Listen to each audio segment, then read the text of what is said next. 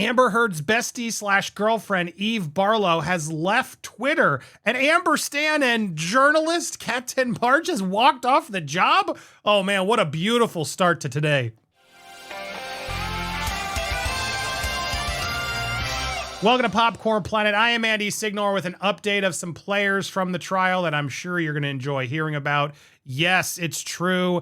Eve Barlow, Amber's bestie slash girlfriend. You know, the one that got kicked out of the courtroom because she was being shady, trying to get all of the witnesses thrown out, and she was doing all that this awful stuff she wasn't allowed to do in the front row of the courtroom. Yeah, the troublemaker. When they kept saying that we were the troublemakers, no, they were actually in court, literally illegally sharing notes and doing shady tactics and lying, posting lies to the judge. The judge had to throw her out because she was so fed up with her just awful actions.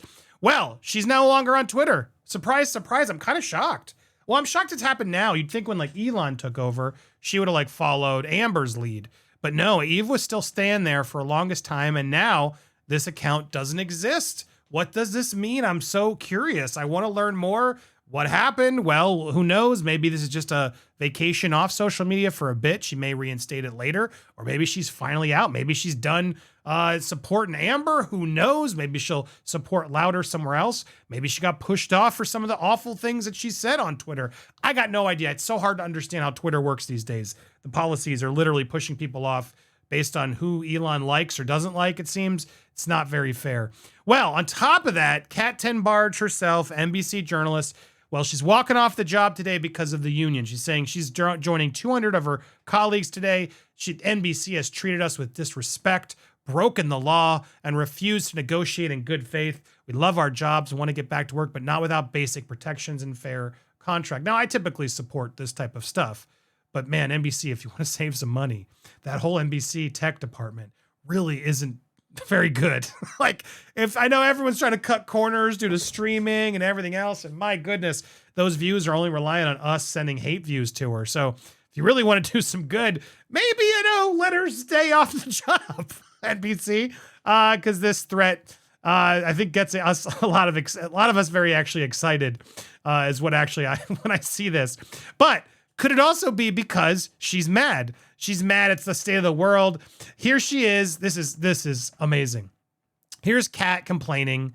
When an outlet like Air Mail Weekly publishes easily disprovable lies about a survivor and an advocate like House of Effie, I have to speak up. It's not journalism to rehabilitate an abuser's image. It's PR. Had Air Mail Weekly done its journalistic due diligence, imagine, I couldn't keep a straight face. Kat having the gall to say doing journalist due diligence. The same woman who refused to post my comment because it was proving her bias when she did a hit piece about me. The same woman who admitted to not watching the trial. The same woman who says, like, literally works for Amber's PR account, it seems, and doxes Laura B. Yeah, all this journalistic integrity. Yeah, okay. Published lies of House of Effie has the receipts on her account, as she always had them. There is a reason Armie Hammer won't sue her. He would lose. I support survivors, and I support good journalism, not hack pieces. Oh my God. I'm sorry. Oh my God. I need a moment to gather myself. As if this woman doesn't write hack pieces. Oh my goodness. Well, this just opened my eyes because I was like, interesting. Who's House of Effie? This whole Armie Hammer thing has gotten me very curious. I'm like, well, so wait a second. In his new interview, it's a fascinating read. He comes forward and a lot of people are giving him guff because they're like, oh, you're blaming your own past ABUSC as an excuse. I didn't read it that way. I read it as him sort of try to explain like where it came from. And it did give me some pause because I've been very, made fun of Armie Hammer and the, weird, our weird. Hey, yeah, it's me. Give me your spleen. I've done it, and I maybe I jumped the gun. This is an interesting read, is all I'll say. Learn more about it because I don't want to sit here and defend him yet, just because I need to do more homework on it. But what I will say is House of Effie. House of Effie, man. Now I got to be careful with these keywords. This is the woman. Sorry, I already scrolled through. This woman claims to be, AR'd by Armie Hammer in 2017, okay?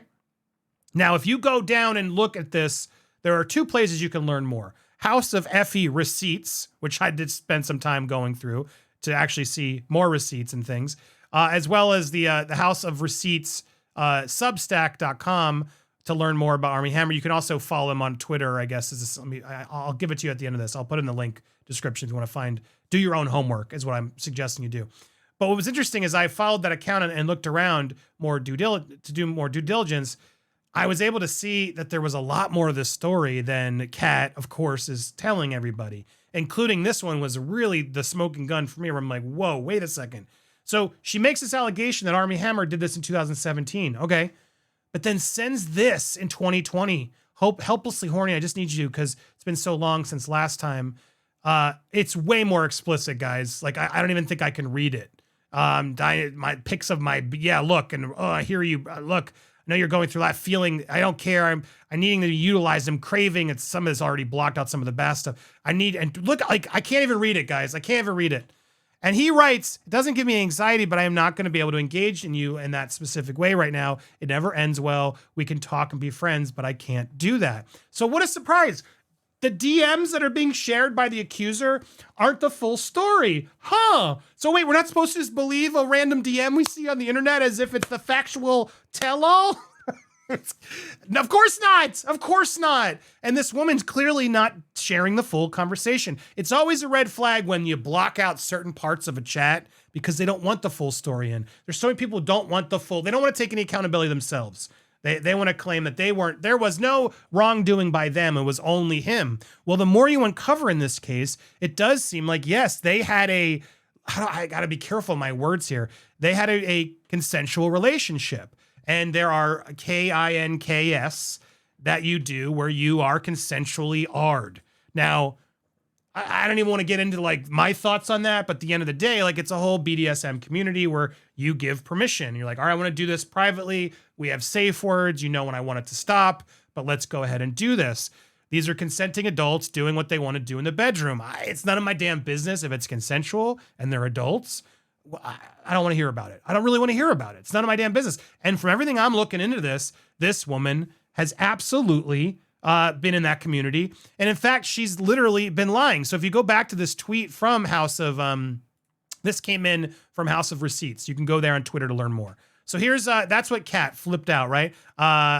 Because, she doesn't like hack hit pieces. Kat Tenbarge, the same NBC journalist who refused to consider any exploratory evidence in the Johnny Depp trial, clearing Depp, is unsurprisingly jumping to defend Armie Hammer's stalker, false accuser, Effie, aka House of Effie. We invite Tenbarge to ask Effie for all receipts.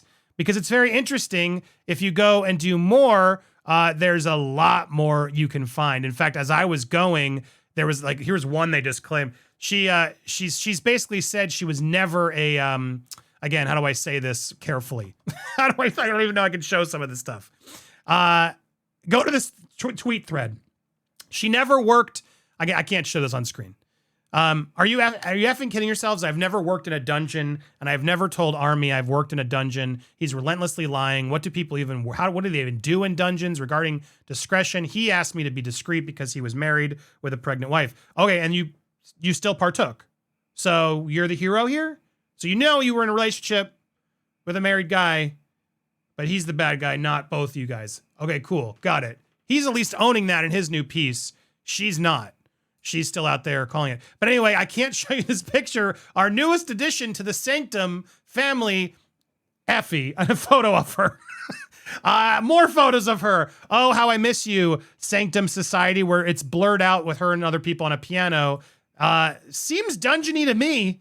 More with a thing around saying, touch me. All images that sure make it seem like she did work in a SEX club. Dungeon is clear. The Sanctum type of place, which she's trying to play like she had nothing to do with. So I'm sorry. So she's just arguing semantics. Well, it wasn't technically a dungeon. There wasn't any trolls there or a goblin or a rancor. It was just, an SEX club where we did a lot of, crazy stuff.